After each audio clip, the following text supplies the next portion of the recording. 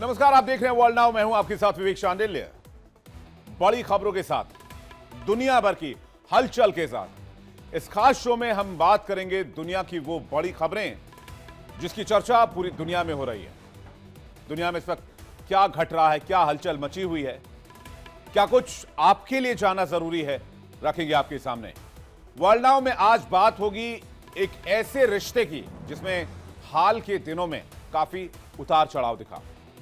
America के उन powerful लोगों की जिनके बीच पहले तो याराना था, लेकिन बीच में यह रिश्ता इस कदर कड़वाहट इस रिश्ते में भरा कि दो लोग एक दूसरे के कट्टर दुश्मन हो गए, एक दूसरे के जान के प्यासे बन बैठे। लेकिन अब रिश्ते पर जमी यह बर्फ फिर से पिघलती नजर आ रही है। जी हां, बात हो रही है डोनाल्ड ट्रंप की और इलॉन मस्क की। एक वक्त था जब इलॉन मस्क ने खुद की राजनीतिक पार्टी बनाने का ऐलान कर दिया था, ट्रंप के विरोध में पॉलिटिक्स में उतरने का फैसला कर लिया था। लेकिन अब इलॉन रिटर्न आ रहे हैं। ट्रंप ने सऊदी के क्राउन प्रिंस के लिए डिनर का आयोजन किया, लेकिन वहां के सो कॉल्ड दुश्मन इलॉन मस्क भी नजर आए, जिसके बाद दुनिया में इस बात की चर्चा तेज हो गई है कि क्या इलॉन मस्क और डोनाल्ड ट्रंप का पैचअप हो गया है। जिस दुश्मनी में दोनों ने एक दूसरे को धमकियां तक दे दी थी, एक दूसरे के खिलाफ चुनाव लड़ने की बात तक कह दी थी, एक दूसरे के सीक्रेट खोलने का दावा तक कर दिया था, तो फिर इलॉन मस्क और डोनाल्ड ट्रंप साथ कैसे आ गए, दोस्ती कैसे हो गई, जानेंगे इस खबर को डिटेल से। साथ ही आपको बताएंगे डिनर में इलॉन मस्क सबसे चर्चित टॉपिक क्यों बन गए, आखिर क्यों ट्रंप ने मस्क को इनवाइट किया था। क्योंकि इससे पहले जब सितंबर में टेक कंपनियों के सीईओज को डिनर दिया गया था, व्हाइट हाउस बुलाया गया था, तो वहां इलॉन नहीं थे। लेकिन अब इलॉन नजर आए। दोनों दिग्गजों के बीच रिश्तों में उतार चढ़ाव की कहानी, दोस्ती दुश्मनी की कहानी डिटेल से आपके सामने रखेंगे।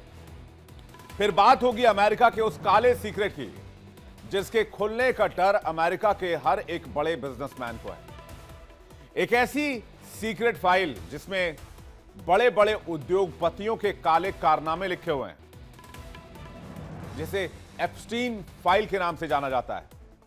ट्रंप सरकार ने इस फाइल के खुलने को मंजूरी दे दी है। बात कर रहे हैं एप्स्टीन फाइल्स की। ट्रंप ने इस फाइल को खोलने की परमिशन दी है, बिल पर साइन कर दिया है। लेकिन इसी के साथ यह चर्चा हो रही है कि कौन कौन से सीक्रेट अब रिवील होने वाले हैं, क्योंकि कहा जाता है कि इस फाइल में कई नामचीन हस्तियों के नाम शामिल है। यहां तक कि ट्रंप खुद इस फाइल को लेकर कर चुके हैं। एक वक्त था जब ट्रंप और एप्स्टीन दोस्त रह चुके थे। ऐसे में कई बार एप्स्टीन के साथ ट्रंप का नाम जुड़ा। कौन था यह एप्स्टीन, उसकी फाइलों में किसके किसके नाम हो सकते हैं, अमेरिका में इस वक्त इस फाइल की चर्चा सबसे ज्यादा क्यों हो रही है, और क्या डोनाल्ड ट्रंप एक बड़ी मुसीबत में घिरने वाले हैं, बताएंगे आपको डिटेल से।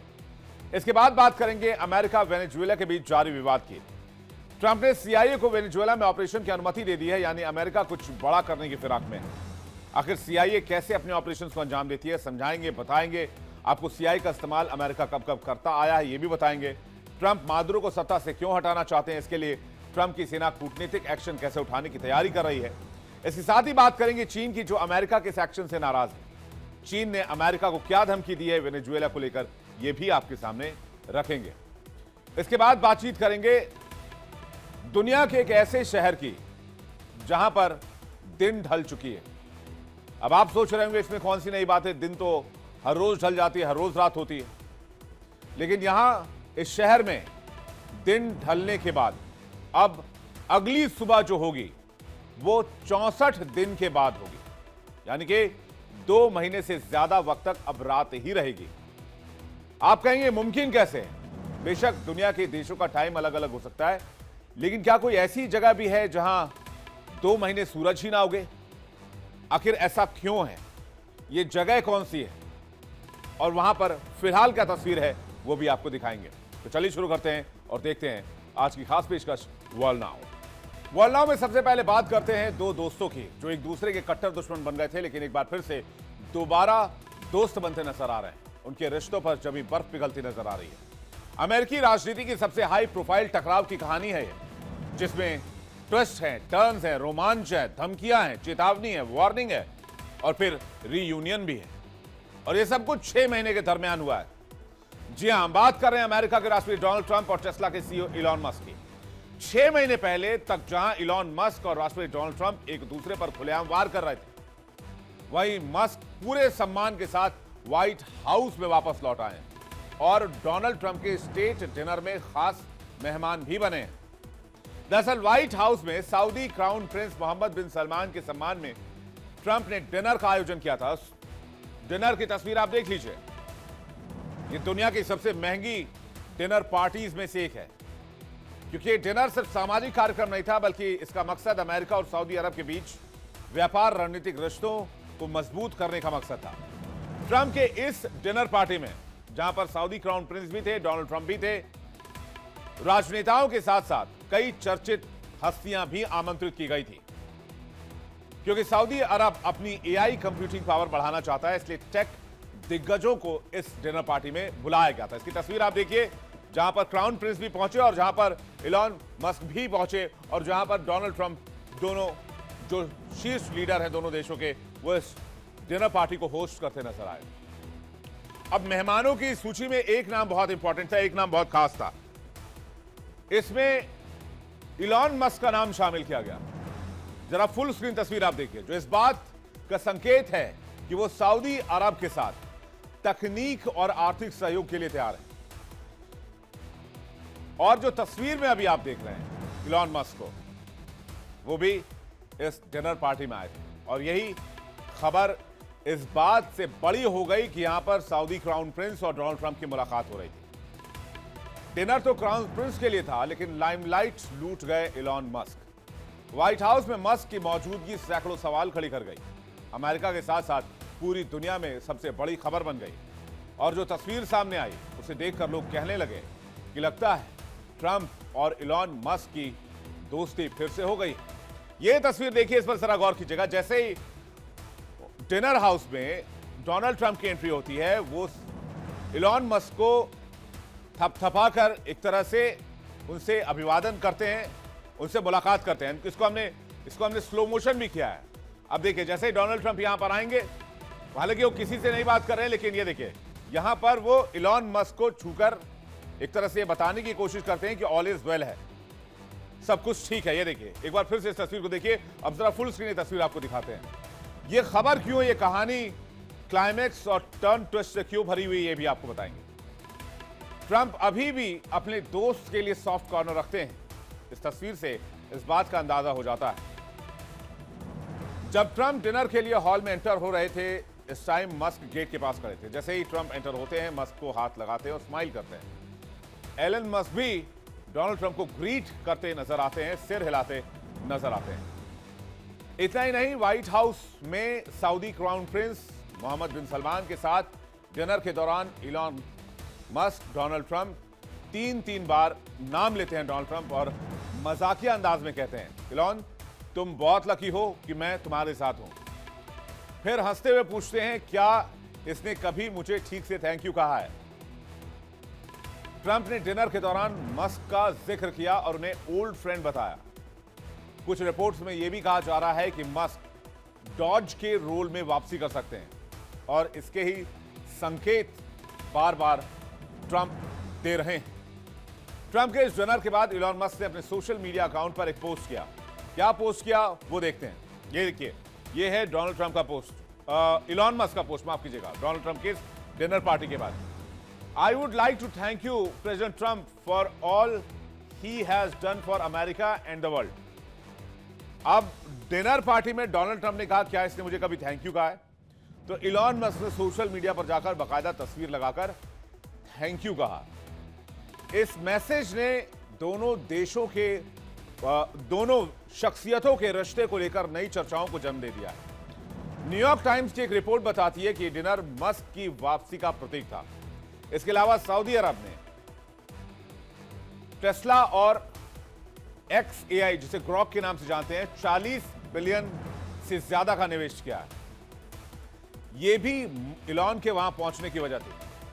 मोहम्मद बिन सलमान टेक और AI में बहुत रुचि रखते हैं और इलॉन मस्क का वहां होना इन सौदों को मजबूत करता है।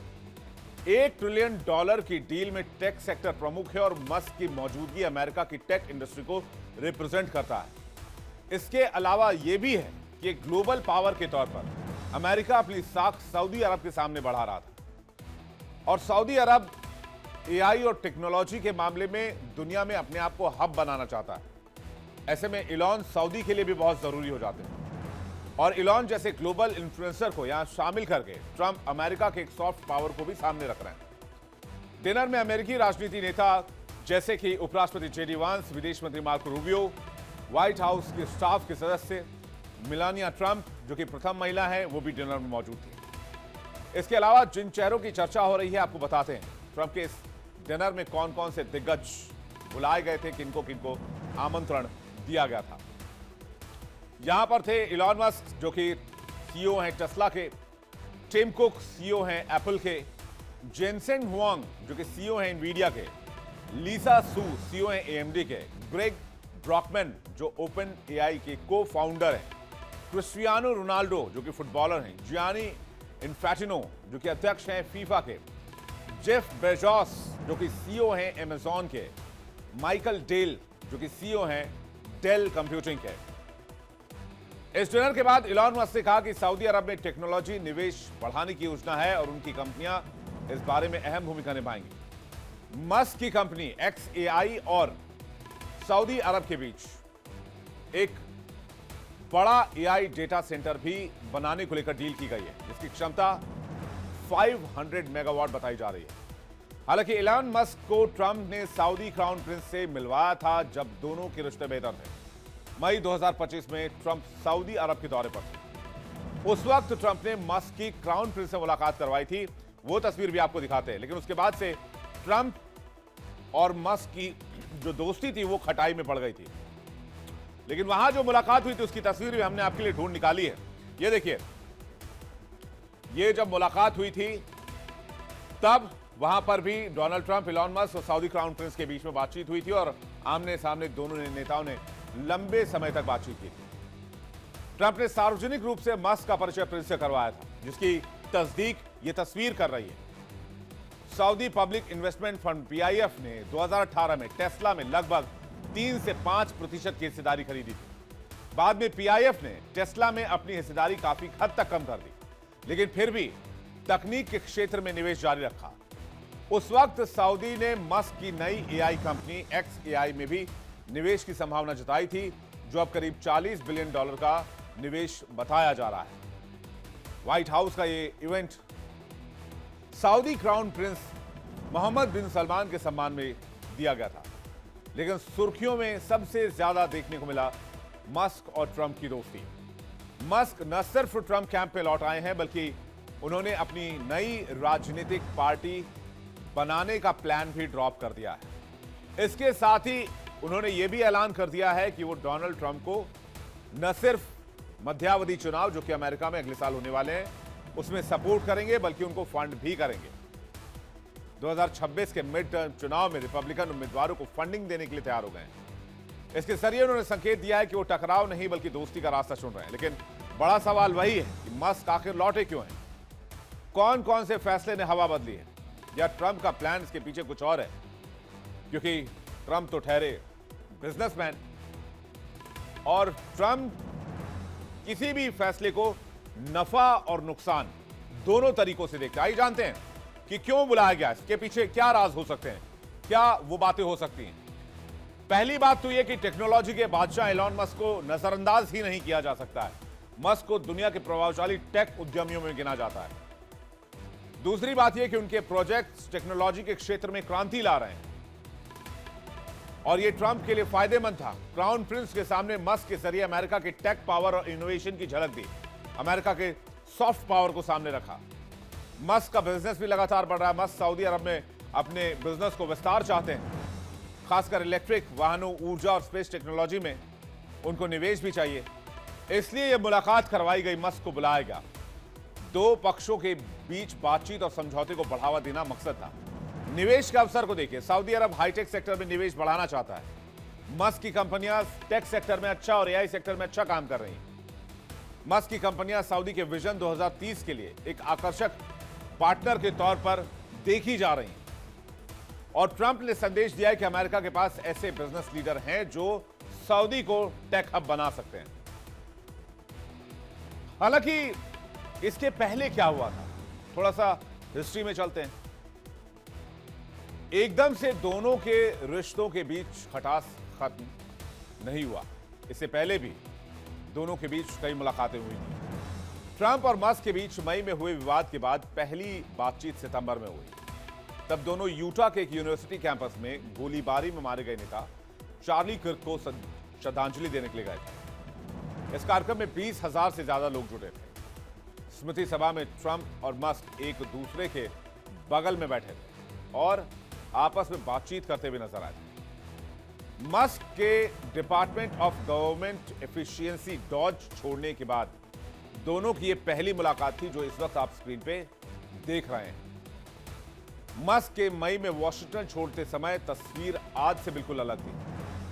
ट्रंप के 2 फैसलों से रिश्ते सुधरने की शुरुआत हुई।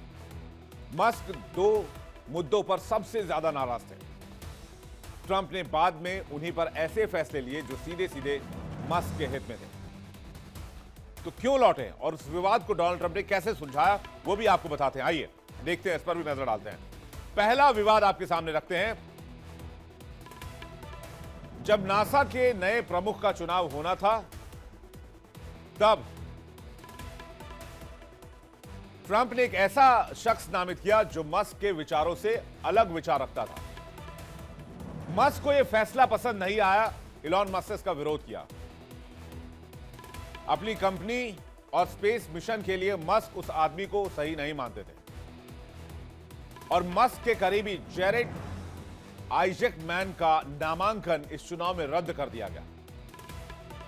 नामांकन रद्द होने को लेकर बहुत प्रॉब्लम हुई, बहुत बड़ा विवाद हुआ। दोनों दोस्तों के बीच में गहरी खाई आ गई।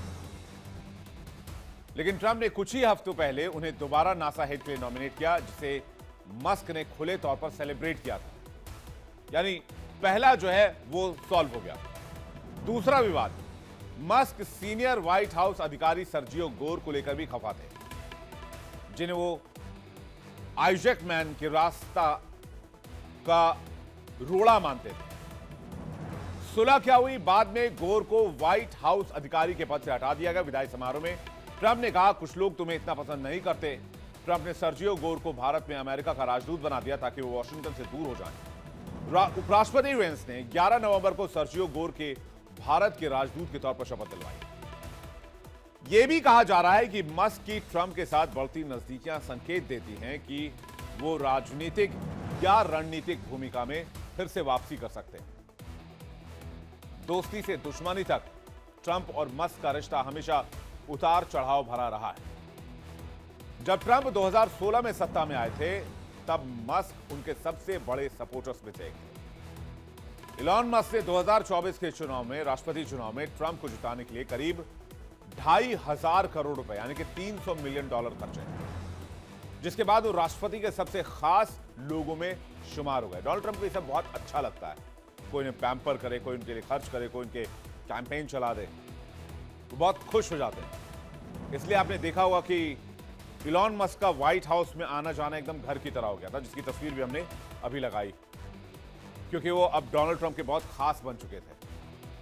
ट्रंप ने उन्हें सरकारी कामकाज में बचत और कटौती के लिए department of government efficiency DOGE का हेड भी बना दिया।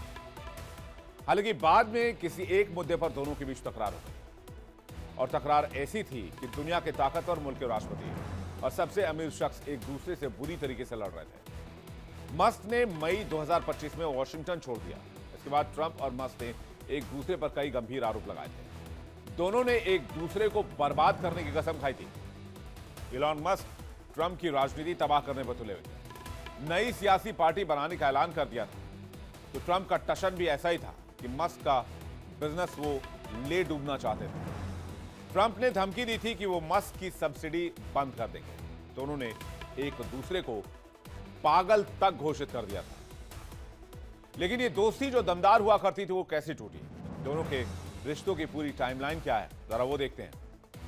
6 मार्च 2024 मस्क ने चुनाव में किसी की मदद न करने का ऐलान किया। 13 जुलाई 2024 ट्रंप को गोली लगने के बाद मस्क ने मदद की बात कही। 12 अगस्त 2024 मस्क ने खर्च में कटौती के लिए आयोग बनाने की इच्छा जताई। 12 नवंबर 2024 ट्रंप ने इलॉन मस्क के नेतृत्व में डॉज बनाने की घोषणा की। 1 मई 2025 मस्क ने अपनी कंपनियों पर ध्यान देने की बात कही। 27 मई 2025 मस्क ने one big beautiful bill act की आलोचना की। उनका कहना था कि यह बिल घाटे को बढ़ाएगा, डॉज के काम को कमजोर करेगा। 3 जून 2025 मस्क ने कहा कि बिग ब्यूटीफुल बिल को और सहा नहीं जा सकता है। 5 जून 2025 मस्क ने ट्रंप को बिल को डिस्गस्टिंग अबॉमिनेशन कहा। ट्रंप ने जवाब में कहा कि इलॉन मस्क पागल हो चुके हैं। मस्क की कंपनियों की सब्सिडी काटने की धमकी भी डोनाल्ड ट्रंप ने दे दी। 6 जून 2025 ट्रंप मस्क एक दूसरे के खिलाफ हो गए, एक दूसरे को जमकर लताड़ा, आरोप लगाए। 11 जून 2025 इलॉन मस्क ने ट्रंप पर की टिप्पणी पर खेद जताया। 1 जुलाई 2025 ट्रंप को नई पार्टी बनाने की चेतावनी दी। ट्रंप ने मस्क की ओर से डिपोर्टेशन का संकेत दिया। 7 जुलाई 2025 मस्क ने अमेरिका पार्टी नाम की नई राजनीतिक पार्टी बनाने की घोषणा कर दी। ट्रंप ने मस्क की नई पार्टी पर तीखा हमला किया। डोनाल्ड ट्रंप ने मस्क को ऑफ द रेल्स कहकर पुकारा था। यह समय ट्रंप और मस्क के रिश्ते का सबसे बड़ा टूट फूट वाला दौर माना जाता है। जून 2025 में मस्क ने कुछ पोस्ट के लिए डोनाल्ड ट्रंप से माफी मांगी। उन्होंने कहा कि उन्होंने जो कुछ कहा वो बहुत दूर तक चला गया था और उन्हें इस बात का अफसोस है। हालांकि माफी आई, लेकिन ट्रंप और मस्क के बीच टकराव तुरंत खत्म नहीं हुआ। मस्क सिर्फ विरोधी नहीं बने, बल्कि एक प्रतिस्पर्धी राजनेता में तब्दील हुए। दोनों के बीच सोशल मीडिया पर लगातार आरोप प्रत्यारोप के दौर जारी रहे। मस्क ने ट्रंप और जेफरी एप्स्टीन से जुड़ी फाइलों की बात उठाई। आरोप लगाया था कि ट्रंप जानबूझकर फाइल को सार्वजनिक नहीं करना चाहते हैं। हालांकि आज ट्रंप ने इसे सार्वजनिक करने का भी अलग वाला बिल साइन कर दिया है। इसके बारे में भी हम वर्ल्ड नाउ में बातचीत करेंगे। एप्स्टीन फाइल्स किस बला का नाम है, किस जिन्न का नाम है। लेकिन जिस चीज को लेकर यह विवाद शुरू हुआ था वो था बिग ब्यूटीफुल बिल। आखिर ये कौन सा बिल था जिसे लेकर इलॉन मस्क चढ़ गए थे, इसके बारे में भी आपको बताते हैं। ये 4 जुलाई को बना एक कानून था। इस बिल को पहले अमेरिकी प्रतिनिधि सभा और सीनेट से मंजूरी मिली थी, जिसके बाद राष्ट्रपति ट्रंप ने इस पर हस्ताक्षर कर दिए। 2017 के tax cuts and job act को स्थायी करना इसका मकसद था, जिसमें स्टैंडर्ड डिडक्शन बढ़ाना और टैक्स ब्रैकेट्स कम करना शामिल था। टिप और ओवरटाइम के लिए मिलने वाले पैसे पर कोई टैक्स नहीं लगाने की बात कही गई। 30,000 से $80,000 की आय पर 15% टैक्स और SALT सॉल्ट डिडक्शन की सीमा बढ़ा दी गई। बच्चों के लिए चाइल्ड टैक्स क्रेडिट भी बढ़ाया गया। बॉर्डर सुरक्षा कड़ी करना, बॉर्डर सुरक्षा पर खर्च बढ़ाया गया। बॉर्डर वॉल निर्माण के लिए $175 अरब का आवंटन किया गया। अमेरिकी राष्ट्रीय ऋण सीमा बढ़ाने की अनुमति दी गई। गैर कानूनी प्रवासियों को डिपोर्ट करने की क्षमता बढ़ाई गई। देश में अवैध रूप से प्रवेश करने की कोशिश करते हुए पकड़े जाने पर नए जुर्माने का ऐलान किया गया। फिर क्लीन एनर्जी की बात आई। क्लीन एनर्जी को मिलने वाली टैक्स छूट घटाई गई। ईवी को मिलने वाली टैक्स सब्सिडी कम कर दी गई। यहीं पर हितों का टकराव शुरू हुआ। लोन लेने की लिमिट बढ़ा दी गई। लोन लेने की सीमा को बढ़ाकर $5 ट्रिलियन तक कर दिया गया। रेमिटेंस मतलब विदेश भेजे जाने वाला पैसा अमेरिका से विदेश भेजा जाए तो 1% टैक्स लगेगा। टैक्स सिर्फ उस ट्रांसफर अमाउंट पर ही लगेगा। जन कल्याण की बात की जाए तो गरीबों के कल्याण पर खर्च होने वाले फंड पर नए प्रतिबंध लगे। कुछ लोगों को मेडिकेड पाने के लिए काम करना होगा, यह भी इस बिल में कहा गया। महिलाओं के हेल्थ की बात की गई। प्लान्ड पेरेंटहुड संगठन के लिए फेडरल सरकार से मिलने वाली फंड को 1 साल के लिए रोक दिया गया। एक राष्ट्रव्यापी महिला स्वास्थ्य संगठन है जो अक्सर गर्भपात के मुद्दे को लेकर रिपब्लिकन पार्टी को टारगेट करता है। मस्क का कहना था कि ट्रंप के इस बिल से नुकसान होगा और यह बिल ठीक नहीं है। उन्होंने इस बिल को रोकने का आह्वान भी किया, लेकिन ट्रंप अपने फैसले पर अड़े रहे। ट्रंप मानने को तैयार नहीं थे। हालांकि अब मस्क की वापसी को लेकर कहा जा रहा है कि व्हाइट हाउस की तरफ से इस मुद्दे पर अभी भी बातचीत जारी है, लेकिन हालात अब उलट है। मस्क की टीम ऑस्टिन के एक लग्जरी होटल में 2 दिन का डॉज टीम रीयूनियन कर रही है, जिसमें डिनर के साथ साथ टेस्ला, स्पेसएक्स और द बोरिंग कंपनी के फैक्ट्री टूर की प्लानिंग भी है। मस्क खुद इसमें शामिल हो सकते हैं। यह संकेत देता है कि दोनों में समझौता हो चुका है, दोस्ती में पैचअप हो चुका है। अब कोई मतलब की राजनीति है या फिर वाकई ये दोस्ती पैचअप करने की कवायद है, तो वक्त बताएगा। लेकिन इलॉन मस्क अमेरिका और ट्रंप के लिए जरूरी भी है। क्यों? क्योंकि दुनिया के सबसे अमीर शख्स टेस्ला और स्पेसएक्स के मालिक हैं इलॉन मस्क, जिनकी दौलत इतनी ज्यादा है कि कई छोटे देशों का बजट भी उनके सामने छोटा पड़ जाए। आइए देखते हैं इलॉन मस्क की संपत्ति कितनी है। वो दुनिया के सबसे अमीर और मशहूर बिजनेसमैन में गिने जाते हैं। मस्क की कुल संपत्ति लगभग $500 बिलियन है। 2021 से दुनिया के सबसे अमीर शख्स हैं। टेस्ला, स्पेसएक्स और ट्विटर जैसी कंपनी का नेतृत्व करते हैं। टेस्ला में 20.5% हिस्सेदारी है। स्पेसएक्स में 42% की हिस्सेदारी है। स्टारलिंक में 54% की हिस्सेदारी है। एक्स में जो पहले ट्विटर था उसमें 74% से ज्यादा हिस्सेदारी है। फरवरी 2024 तक कुल संपत्ति $198.9 अरब बताई जा रही थी। बर्नार्ड अर्नोल्ट और जेफ बेजोस जैसे अरबपतियों को मस्क कड़ी टक्कर दे रहे हैं। दुनिया के सबसे अमीर इंसान इलॉन मस्क की कमाई के आंकड़े तो आपको और चौंका देंगे। हाल ही में एक रिपोर्ट आई। रिपोर्ट के मुताबिक मस्क हर सेकंड में करीब $114 यानी कि 9,500 रुपए कमाते हैं हर सेकंड में। आप उसको मिनट के हिसाब से कन्वर्ट कर लीजिए, फिर घंटे के हिसाब से कन्वर्ट कर लीजिए, फिर 12 घंटे के हिसाब से, फिर 24 घंटे के हिसाब से, फिर दिन के हिसाब से, फिर महीने के हिसाब से कन्वर्ट कर लीजिए। हर सेकंड 9,500 रुपए कमाते हैं इलॉन मस्क। सोचिए, जब आप ये खबर देख रहे हैं तब तक मस्क ने लाखों रुपए कमा लिए हैं। उनकी कमाई सिर्फ आंकड़ों में नहीं बल्कि बिजनेस की दुनिया में उनकी बेमिसाल पकड़ और प्रभाव के सबूत देते हैं। दुनिया के सबसे अमीर इंसान इलॉन मस्क की कमाई के आंकड़े हर किसी को सोचने पर मजबूर कर देते हैं। और इसलिए इलॉन मस्क की ताकत का लोहा दुनिया मानती है। और सिर्फ उनकी ताकत ईवी वर्ल्ड में या एआई या टेक में नहीं है, वो अंतरिक्ष में भी है, जो पृथ्वी को छोड़कर मंगल ग्रह पर कॉलोनी बसाने का सपना देख रहे हैं, जिसके समर्थन से दुनिया के सबसे ताकतवर मुल्क का राष्ट्रपति चुना जाता हो। जिसकी कंपनियां टेस्ला, स्पेसएक्स, पेपाल, स्टारलिंक के सामने बड़ी बड़ी कंपनियां छोटी नजर आती है। तो सवाल यह कि यह सफर इलॉन मस्क का कैसे शुरू हुआ और कैसे इलॉन मस्क यहां तक पहुंचे। इलॉन मस्क के सबसे अमीर उद्योगपति बनने की कहानी क्या है? बचपन से जुनून था। जन्म 1971 साउथ अफ्रीका में, अमेरिका में नहीं जन्मे। अगर आपको कोई ये कहे कि इलॉन मस्क अमेरिका में जन्मे तो आप उन्हें ये वीडियो दिखा दीजिएगा या आप बता दीजिएगा। बचपन में ही कंप्यूटर उन्होंने सीख लिया था और कंप्यूटर के लिए उनका जो एक कहते हैं ना जुनून, वो बचपन से ही दिखता था। 12 साल की उम्र में पहला गेम बनाया, ब्लास्टर। छोटी उम्र से ही साइंस और इनोवेशन में बहुत दिलचस्पी थी। 17 साल की उम्र में कनाडा पहुंच गए और फिर कनाडा से अमेरिका पहुंच गए।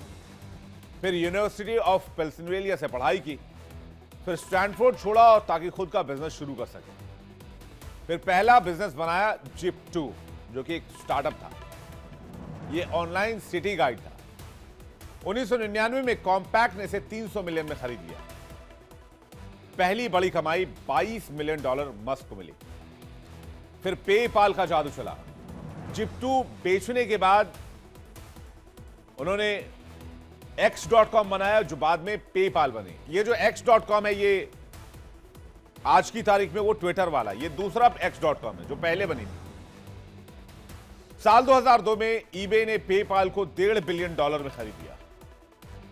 मस्क को मिले $180 मिलियन। फिर स्पेस एक्स की उड़ान देख लीजिए। 2002 में स्पेस एक्स शुरू की। सपना था धरती के बाहर दूसरे ग्रहों पर कॉलोनी बनाना, मंगल पर घर बसाना। शुरुआत में 3 बार रॉकेट फेल हुए, चौथी बार में कामयाबी मिली। आज स्पेस एक्स, नासा दुनिया की सबसे बड़ी प्राइवेट स्पेस कंपनी है। फिर टेस्ला भी देख लीजिए कैसे चली। 2004 में टेस्ला मोटर्स से जुड़े, इलेक्ट्रिक कारों को कूल और पावरफुल बनाया, पॉपुलर बनाया। आज टेस्ला की मार्केट वैल्यू ट्रिलियन डॉलर के करीब है। इसके अलावा न्यूरोलिंक, बोरिंग कंपनी, ट्विटर, ये भी कंपनियां हैं। न्यूरोलिंक जो है वो दिमाग और मशीन को जोड़ने की कोशिश कर रहा है, इस पर काम कर रहा है। बोरिंग कंपनी ट्रैफिक खत्म करने के लिए अंडरग्राउंड टनल्स पर काम कर रहा है। और ट्विटर जो कि सोशल मीडिया को नई दिशा देने की कोशिश कर रहा है। एलॉन मस्क की आज की संपत्ति $500 बिलियन के करीब है। हर सेकंड $114 से ज्यादा की कमाई करते हैं। शेयरधारकों ने $1 ट्रिलियन का वेतन पैकेज दिया हुआ है। अब ऐसे इंसान से दुश्मनी करके डोनाल्ड ट्रंप को क्या फायदा होगा? जैसे मैंने आपको पहले बताया कि डोनाल्ड ट्रंप हर फैसले को नफा और नुकसान के तौर पर आंकते हैं। तो डोनाल्ड ट्रंप ने इस फैसले को भी आंका और सोच जाओगा पानी में रहकर मगर से बैर करके कोई फायदा नहीं है। यानी कि पानी में रहकर मगरमच्छ से दुश्मनी ठीक बात नहीं होती है। तो हो सकता है डोनाल्ड ट्रंप इसे नुकसान के तौर पर देख रहे थे और बाद में फिर दोनों में पैचअप हो गया और दोनों एक बार फिर से दोस्त बन गए। लेकिन डोनाल्ड ट्रंप को प्रेडिक्ट कर पाना, उनके लिए कुछ कह पाना बहुत मुश्किल है। अब ये दोस्ती फिर कितने दिन तक टिकती है, ये भी देखने वाली बात होगी। चलिए आगे बढ़ते हैं। बात एप्स्टीन फाइल्स की, जो अमेरिका में साइन कर दिया गया है अमेरिकी राष्ट्रपति की तरफ से। अमेरिका के कुख्यात यौन अपराधी जेफरी एप्स्टीन से जुड़ा अब तक का सबसे बड़ा खुलासा होने जा रहा है। अमेरिकी राष्ट्रपति डोनाल्ड ट्रंप ने उस विधेयक पर हस्ताक्षर कर दिए जिसके बाद कुख्यात एप्स्टीन फाइल्स को सार्वजनिक करने का रास्ता पूरी तरीके से साफ हो गया है। ये जो तस्वीर आप देख रहे हैं, जरा फुल स्क्रीन आप इसको देखिए।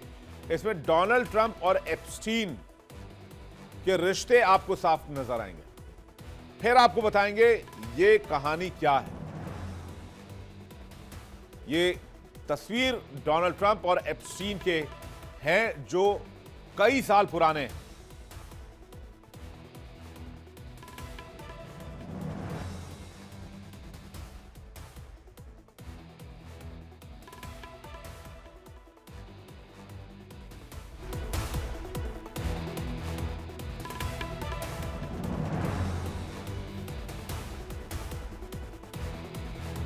और इन्हीं भाई साहब की डायरी को, जो डोनाल्ड ट्रंप के साथ आपको दिख रहे हैं, इन्हीं भाई साहब की डायरी जो इन्होंने लिखी थी, जो नोट ये लिखते थे, इनका नाम था एप्स्टीन और जो इन्होंने लिखा वो बन गई एप्स्टीन फाइल।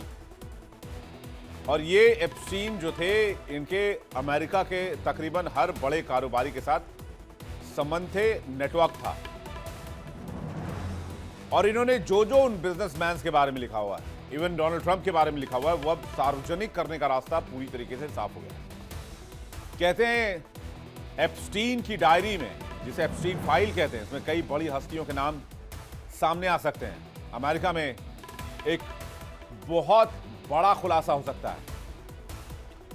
एप्स्टीन के ऊपर आरोप क्या था? एप्स्टीन के ऊपर आरोप यह था कि ये अमेरिका में नाबालिग लड़कियों को बड़े बिजनेसमैन तक पहुंचाते हैं, उनकी पार्टीज में ले जाते हैं और उनका यौन शोषण करना, लड़कियों की तस्करी करना, ये एलिगेशंस थे एप्स्टीन पे। और उसकी वजह से एप्स्टीन को जेल में डाल दिया गया था।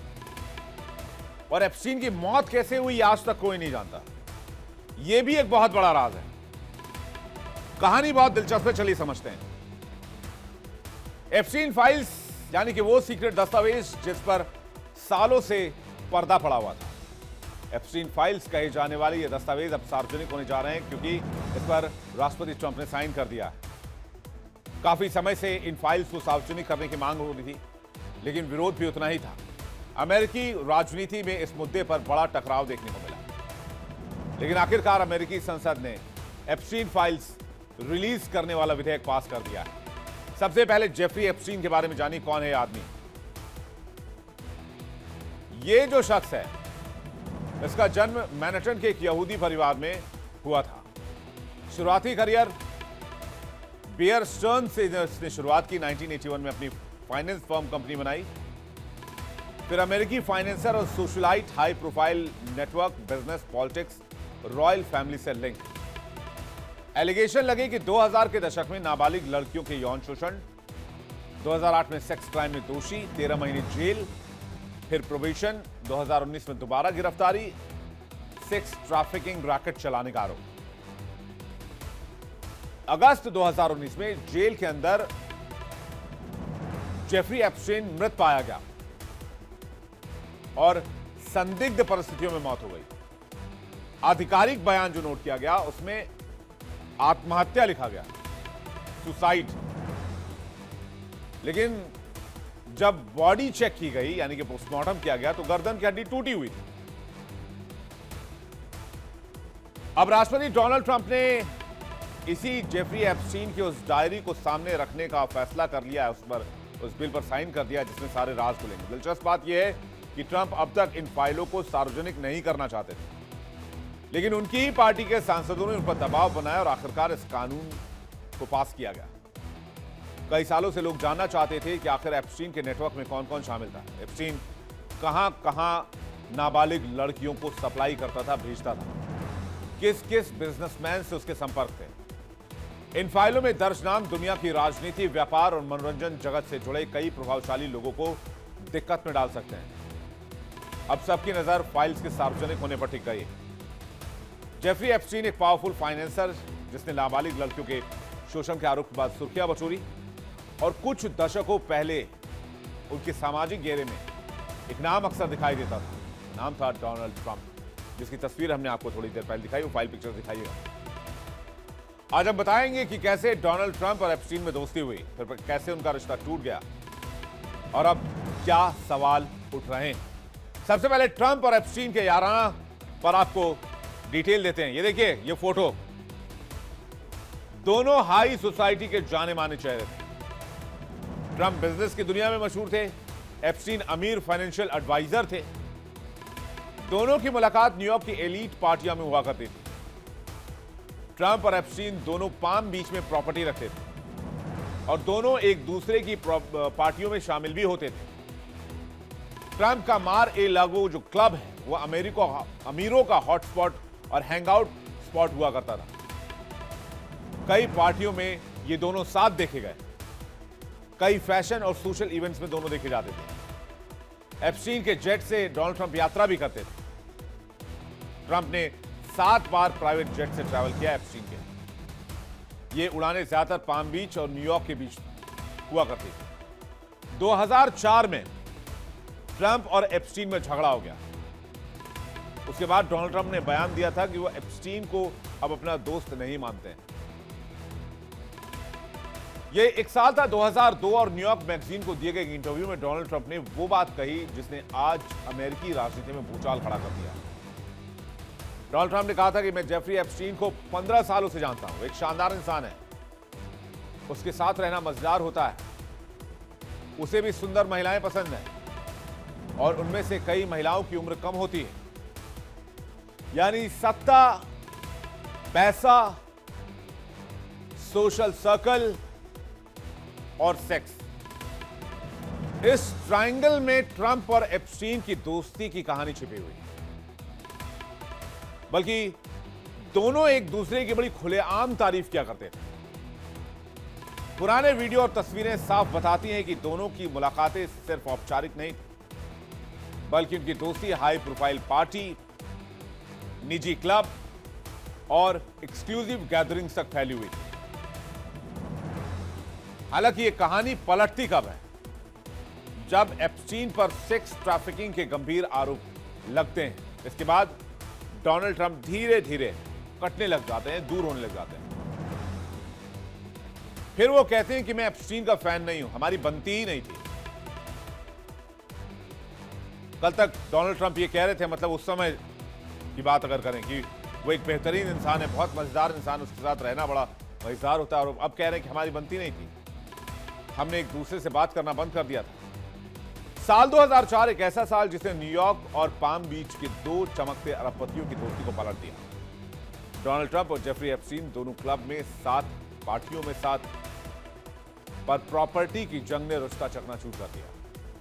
कभी न्यूयॉर्क और फ्लोरिडा के सोशल सर्कल में दोनों ही एक साथ नजर आते, एक टीम की तरह दिखते थे। ट्रंप के मार ए लोगो क्लब में एप्स्टीन की एंट्री आम बात हो गई थी। पाम बीच के प्राइवेट इवेंट्स में दोनों घंटों साथ बैठकर प्लानिंग करते थे। बिजनेस, पार्टी, नेटवर्किंग सब कुछ साझा करते थे। लेकिन 2004 ने वो कर दिया जिसकी कल्पना किसी ने नहीं की। दोनों की दोस्ती में दरार पड़ने का कारण बना एक प्रॉपर्टी जो बाद में इनकी दुश्मनी की जड़ बन गई। पाम बीच में एक आलीशान मेंशन नीलामी में उतरा। ट्रंप ने बोली लगाई, एप्स्टीन ने भी दिलचस्पी दिखाई, लेकिन आखिरी बाजी डोनाल्ड ट्रंप ने मार दी। बताया जाता है यहीं से दोनों की वफादारी का आखिरी धागा भी टूट गया। ट्रंप ने वो मेंशन खरीदकर करोड़ों के मुनाफे में बेच दिया। इसके बाद एप्स्टीन नाराज हो गए। बिजनेस के इस टकराव ने सोशल लाइफ की नजदीकियों को भी खत्म कर दिया। कुछ रिपोर्ट्स ये भी बताती हैं कि उस साल के बाद ट्रंप ने एप्स्टीन से दूरी बना ली। पारिवारिक कार्यक्रमों को लेकर हाई प्रोफाइल पार्टियों तक दोनों की राहें अलग हो चुकी थी। कभी फन टू बी विद कहने वाले डोनाल्ड ट्रंप बाद में एप्स्टीन से पब्लिकली किनारा करने लग गए। 2004 का ये प्रॉपर्टी वॉर सिर्फ एक मेंशन की कहानी नहीं थी, ये उस रिश्ते का अंत था जिसने न्यूयॉर्क और पाम बीच की हाई सोसाइटी को सालों तक आकार दिया था। लेकिन एप्स्टीन फाइल्स में किसके किसके राज हो सकते हैं? क्या सिर्फ डोनाल्ड ट्रंप निशाने पर हैं या अमेरिका के कई बड़े दिग्गज भी हैं? कौन कौन सी कैटेगरी के लोग हो सकते हैं? चलिए जानते हैं एप्स्टीन फाइल्स किसका किसका बेड़ा गर्क कर सकते हैं। इसमें राजनेता और राज परिवार हो सकते हैं, जैसे कि डोनाल्ड ट्रंप के बारे में बातें हो सकती हैं, जो कि अमेरिकी राष्ट्रपति हैं। पूर्व अमेरिकी राष्ट्रपति बिल क्लिंटन साहब भी हो सकते हैं। अमेरिकी राष्ट्रपति लैरी समर्स, पूर्व वित्त मंत्री, माफ कीजिएगा, लैरी समर्स वित्त मंत्री हुआ करते थे। और हार्वर्ड विश्वविद्यालय के अध्यक्ष रॉबर्ट एफ कैनेडी जूनियर, अमेरिकी स्वास्थ्य मंत्री, पूर्व Prince Andrew Duke of York, king Charles तृतीय के भाई, सारा फर्ग्यूसन, डचेस ऑफ यॉर्क, पत्रकार और लेखक पर आ जाइए, माइकल वॉल्फ, पत्रकार, स्तंभकार और लेखक, पेगी सीगल, प्रचारक, नोम चोम्स्की, भाषाविद और प्रोफेसर। अब फाइनेंस और लॉ से जुड़े हुए लोगों के नाम पे आ जाइए। इलॉन डार्शोविट्ज, जो कि पेशे से वकील है, ग्लेन डबिन, हेज फंड के मैनेजर हैं, ईवा एंडरसन, जो कि डबिन पूर्व मिस हैं स्वीडन के और ग्लेन डबिन की पत्नी है, लेस वेक्सनर, एल ब्रांड्स की संस्थापक हैं, एबिगेल वेक्सनर, लेस वेक्सनर की पत्नी है, कैथरीन रूमला, पूर्व व्हाइट हाउस वकील है, और इलॉन मस्क का नाम भी हो सकता है।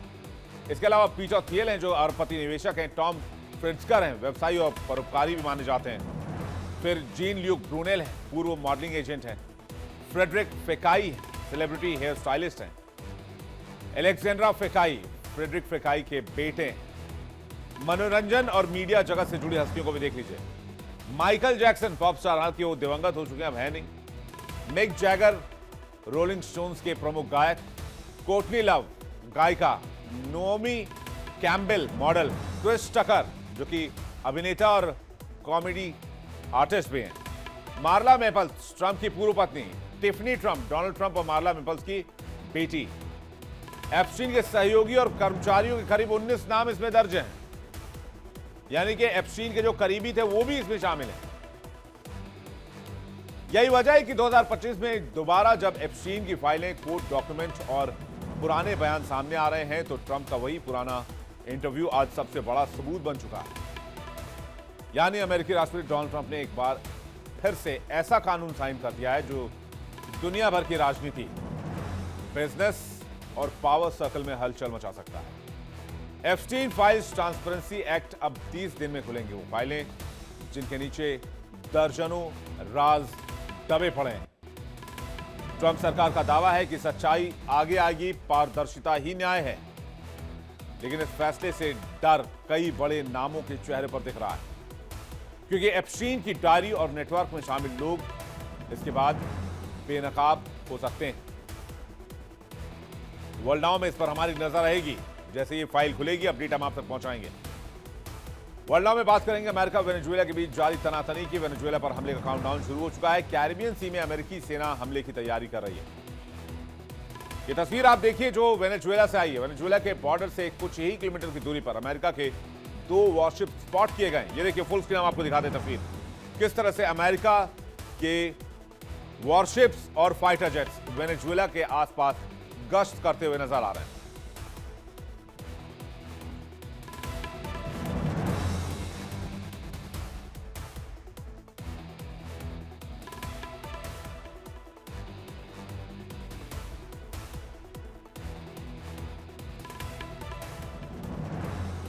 कहा जा रहा है कि इन वॉरशिप्स के दिखने के बाद दोनों देशों के बीच टेंशन बढ़ गई है। कैरेबियन सी में अमेरिका सेना लाइव फायर एक्सरसाइज कर रही है। अमेरिका ने सिर्फ युद्धपोत नहीं भेजे, लगभग 4,500 अमेरिकी सैनिकों को भी तैनात किया गया। इसके साथ ही हथियारों का एक बड़ा जखीरा भी है।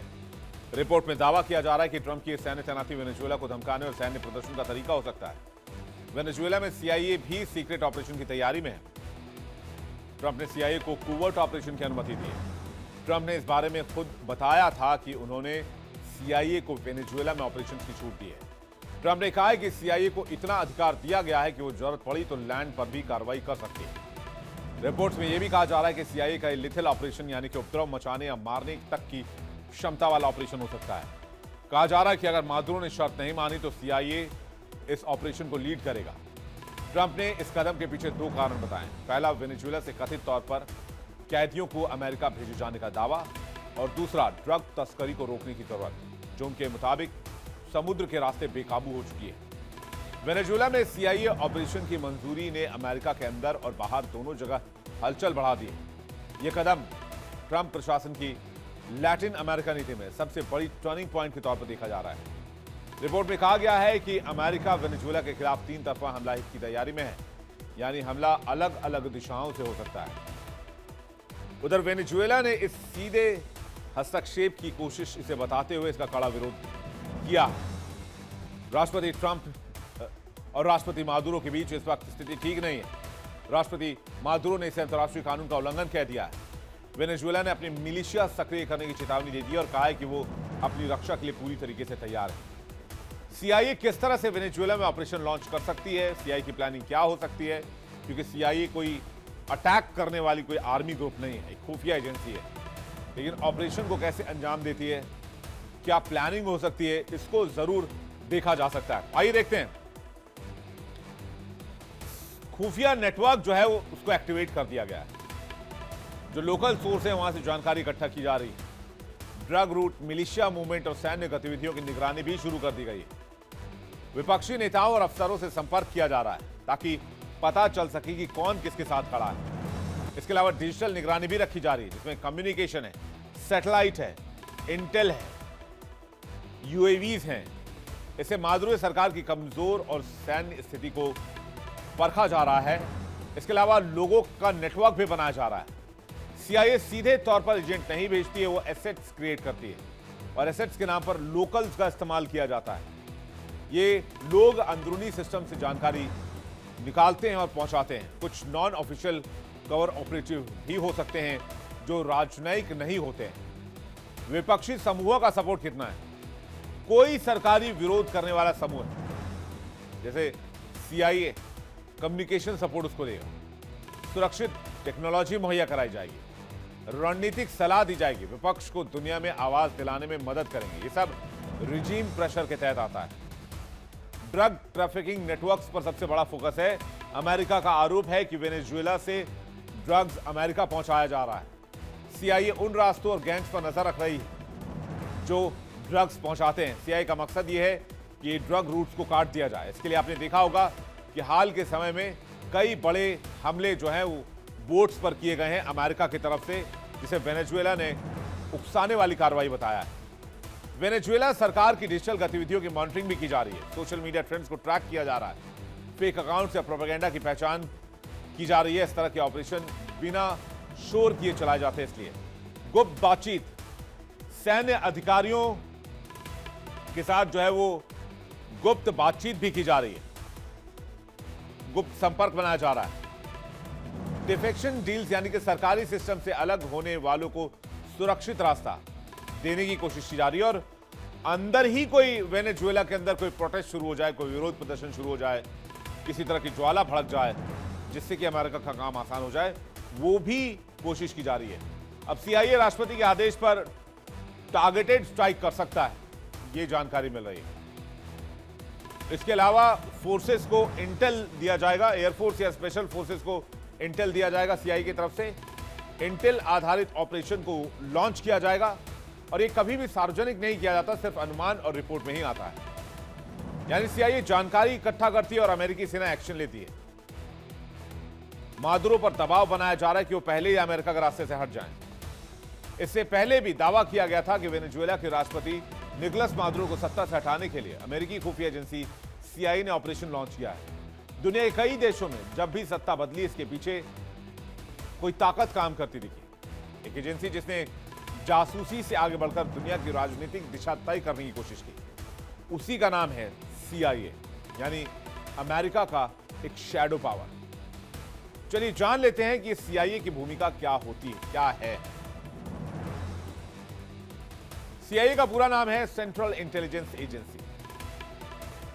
यह यूएसए की नागरिक अंतर्राष्ट्रीय खुफिया सेवा है। इसकी स्थापना 1947 में हुई। तो मुख्यालय लैंगली, वर्जीनिया, अमेरिका में। मकसद पूरी दुनिया से जासूसी सूचना इकट्ठा करना है, राष्ट्रीय सुरक्षा से जुड़ी खुफिया रिपोर्ट तैयार करना, कोवर्ट ऑपरेशंस चलाना। अमेरिकी राष्ट्रपति और नेशनल सिक्योरिटी काउंसिल के अधीन आता है, यानी यह अमेरिकी राष्ट्रपति से डायरेक्ट कमांड लेते हैं। अमेरिका की खुफिया एजेंसी सीआईए दुनिया की सबसे ताकतवर इंटेलिजेंस सर्विस मानी जाती है। चीन ने अमेरिका पर आरोप लगाया है कि वो वेनेजुएला के तट के पास युद्धपोत भेजकर इस इलाके को अस्थिर करने की कोशिश कर रहा है। यानी इस मामले में अब चीन भी कूद पड़ा है। चीन कह रहा है कि ऐसे कदम संयुक्त राष्ट्र चार्टर और किसी देश की संप्रभुता को चोट पहुंचा सकते हैं। चीन ये भी अमेरिका को लेकर कह रहा है कि वो ड्रग्स तस्करी का बहाना है। असल में ट्रंप वेनेजुएला के अंदरूनी मामलों में दखल दे रहे हैं। चीन लैटिन अमेरिका, कैरिबियन को जोन ऑफ पीस बताता है। मतलब उसे यह पसंद नहीं कि कोई भी वहां सैन्य दबाव बढ़ाए। चीन की आधिकारिक मिलिट्री मीडिया ने अमेरिका की इस तैनाती को गन बोट डिप्लोमेसी कहा है। इसका मतलब है कि अमेरिका सिर्फ कानून कार्रवाई का बहाना बना रहा है। असल में वो वेनेजुएला में रिजीम चेंज चाहता है और चीन इसमें कूदकर वेनेजुएला का शुभ चिंतक होने का दिखावा कर रहा है, क्योंकि वेनेजुएला के करीब जाना चीन रणनीतिक महत्व के तौर पर देख रहा है। कैसे? वेनेजुएला के बारे में हमने आपको बताया था कि कैसे तेल वेनेजुएला की असली ताकत है। इस देश के पास दुनिया का सबसे बड़ा ऑयल रिजर्व है। वेनेजुएला का सबसे बड़ा निर्यात कच्चे तेल का, वो भी चीन को जाता है। चीन अगर वेनेजुएला को साथ लेता है तो उसकी एनर्जी की जरूरतें पूरी हो सकती हैं। वहीं अगर अमेरिका वेनेजुएला में रिजीम चेंज कर लेता है तो अमेरिका के हिसाब से फिर वेनेजुएला चलने लग जाएगा। चलिए देखते हैं, इसमें जो भी अपडेट होगा हम आप तक पहुंचाएंगे। अब बताते हैं आपको एक इंटरेस्टिंग खबर। सोचिए कि आज सूरज ढले और इसके बाद अगले दिन जब उठें तो सूरज निकले ही ना।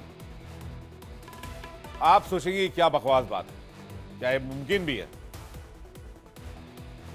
अगर ऐसा होगा तो फिर दुनिया कैसे चलेगी? क्या धरती का अंत नहीं हो जाएगा? लोग अपने रोजमर्रा के काम कैसे करेंगे? बिना धूप की जिंदगी, बिना दिन निकले जिंदगी कैसे चलेगी? और आप सोचिए कि वहां पर -40 डिग्री कड़ाके की ठंड पड़ रही है। उस इलाके में कैसा होता होगा जहां पूरे 1-2 महीने सूर्योदय ही ना हो। सुनने में थोड़ा अटपटा है, लेकिन यह बात सच है कि इस धरती पर एक इलाका ऐसा है जहां 2 महीने के लिए सूर्यास्त हो चुका है। पृथ्वी के नॉर्थ और साउथ पोल के पास बसे शहरों में ऐसा ही नजारा देखने को मिलता है। अमेरिका के सबसे उत्तरी बसे अलास्का के शहर में 2025 का सूरज अभी से ढल चुका है। यहां के लोगों को अब 64 दिन तक सूरज की एक झलक तक नहीं मिलेगी, एक किरण तक नहीं मिलेगी। यानी अगला सनराइज अब 22 जनवरी 2026 को होगा। पृथ्वी के झुकाव और आर्कटिक सर्कल से ऊपर स्थिति होने की वजह से यहां हर साल ऐसा होता है। हालांकि शहर पूरी तरह अंधेरे में नहीं डूबता। हर दिन कुछ घंटे सिविल ट्वाइलाइट यानी कि हल्की सी नीली प्राकृतिक रोशनी दिखती है, जिससे लोगों की जो दिनचर्या है थोड़ी आसान हो जाती है। करीब 4400 की आबादी वाला यह शहर फेयरबैंक्स से लगभग 800 किलोमीटर उत्तर पश्चिम में स्थित है। यहां तापमान पहले से ही तेजी से गिरने लगता है क्योंकि लगातार सूरज ना उगने की वजह से धरती को मिलने वाली गर्मी भी यहां शून्य हो जाती है। लंबे अंधेरे के दौरान हवा और अधिक ठंड होती है। यही वजह है कि ये समय जब होता है तो यहां पर पोलर वॉर्टेक्स मजबूत हो जाते हैं। पृथ्वी के स्ट्रेटोस्फीयर में फैला बेहद ठंडा क्षेत्र है जो कभी कभी अमेरिका के निचले राज्यों तक भी शीतलहर भेज देता है। तो मुझे बताइएगा कमेंट सेक्शन में जरूर, अगर आप इसे डिजिटल प्लेटफॉर्म पर देख रहे हैं, कि आप इस जगह जाने का प्लान कब बना रहे हैं। अगर आप जा चुके हैं तो यहां पर जाना कैसा लगता है।